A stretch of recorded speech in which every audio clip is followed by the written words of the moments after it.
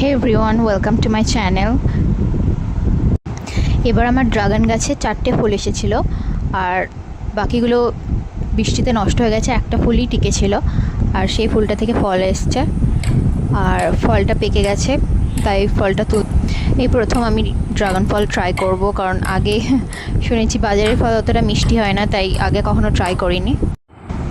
তো ফলটা তোলার পর 2 দিন রেখে দিয়ে তারপর আমি ফলটাকে কাটছি, কারণ সঙ্গে সঙ্গে তুলে ফলটা খেলে অতটা মিষ্টি লাগে না।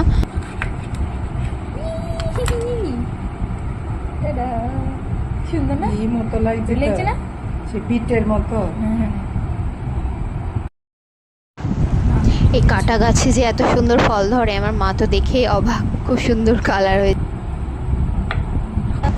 তোমাদের বাড়িতে কার কার ড্রাগন ফলের গাছ আছে আর তাতে ফল ধরেছে, কমেন্টে অবশ্যই জানা।